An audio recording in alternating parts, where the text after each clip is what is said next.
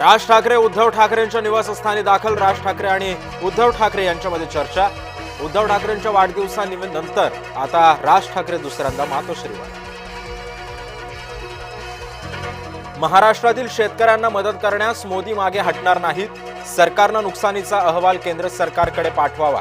केंद्रीय गृहमंत्री अमित शहांचं शेतकऱ्यांना आश्वासन. अमित शहा राज्य सरकारच्या पाठीशी. मुख्यमंत्री सहायता निधीसाठी 1 कोटींची मदत. मुख्यमंत्री देवेंद्र फडणवीस यांची माहिती. पूरग्रस्तांच्या मदतीचा अंतिम प्रस्ताव राज्यानं केंद्राकडे द्यावा. शेतकऱ्यांना लवकरात लवकर मदत कशी होईल ते पाहावं. शरद पवारांचा राज्य सरकारला सल्ला.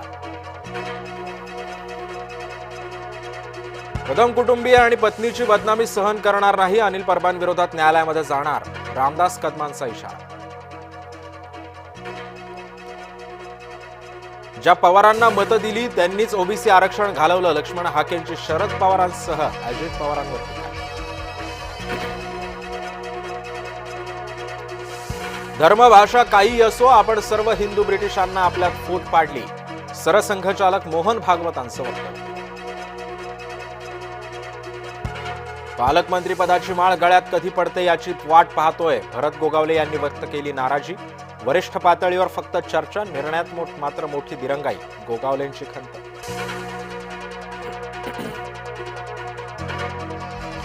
शिंदेंच्या बालेकिल्ल्यात पुन्हा नाईकांचा जनता दरबार. सोमवारी ठाण्यामध्ये गणेश नाईकांच्या जनता दरबाराचं आयोजन. शिंदे गणेश नाईकांमध्ये शीतयुद्ध सुरू असल्याच्याही चर्चा. ठाणे महानगरपालिकेतील अधिकाऱ्यांकडे अतिरिक्त खात्यांमुळे महानगरपालिकेची डोकेदुखी वाढली. काही अधिकाऱ्यांकडे 4 खात्यांचा भार.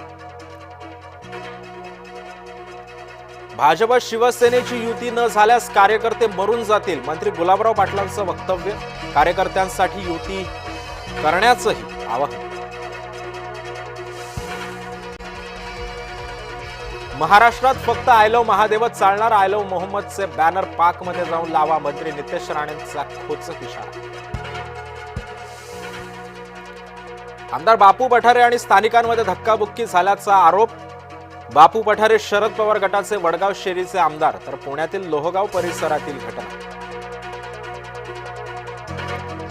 छत्रपती संभाजीनगरमध्ये ठाकरे गटाचा अंबरडा मोर्चा. नुकसान भरपाईच्या मागणीसाठी ठाकरे गट आक्रमक. विभागीय आयुक्त कार्यालयावर 11 ऑक्टोबरला मोर्चा धडकणार. नवी मुंबई विमानतळावर नोकरीत स्थानिकांना प्रकल्पग्रस्तांना प्राधान्य द्या. शेकापचे नेते जयंत पाटलांची मागणी. अन्यथा एकही विमान उडू देणार नाही. जयंत पाटलांचा इशारा. नवी मुंबईमध्ये 10वीच्या विद्यार्थिनीची आत्महत्या. शिक्षकानं अपमानास्पद वागणूक दिल्यानं संपवलं आयुष्य. ऐरोलीतल्या सुशीलाबाई देशमुख विद्यालयातील शिक्षिका.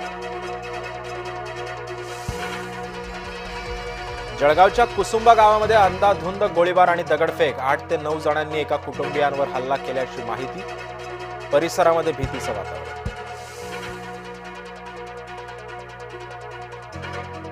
मनपा रुग्णालयामध्ये तरुणांचा गोंधळ. रुग्णालयातील कर्मचाऱ्यांना तरुणांकडून अर्वाच्य शिवीगाळ. मुंब्र्यातील हाकीम अजमल रुग्णालयातला धक्कादायक प्रकार.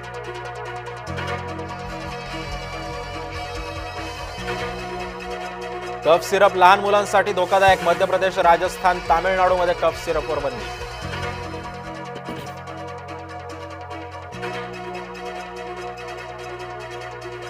कफ सिरप संदर्भात नागपुरात प्रशासन अलर्टवर.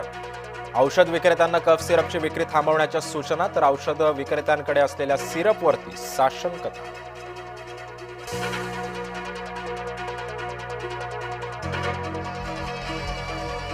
धाराशिवच्या भूमकळंबमध्ये मुसळधार पाऊस. बाणगंगा आणि दुधना नदीला पूर. तर नदीकाठच्या गावांना सतर्कतेचा इशारा.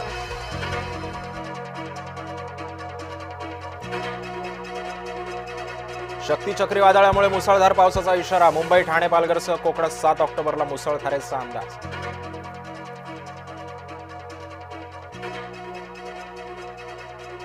गुहागरसह लाडघर समुद्र किनाऱ्याला ब्ल्यू फ्लॅग पायलटचा दर्जा.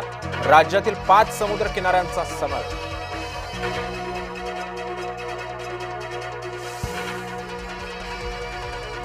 सफाळे विरार रोरो सेवा समुद्रात अडकली. रोरोमध्ये क्षमतेपेक्षा जास्त प्रवासी भरले, 200 पेक्षा जास्त प्रवासी आणि 75 पेक्षा जास्त वाहनं अडकली. नेपाळमध्ये ढगफुटी, भूस्खलनामुळे 22 जणांचा मृत्यू, विमानतळ महामार्ग बंद, जनजीवन विस्कळीत.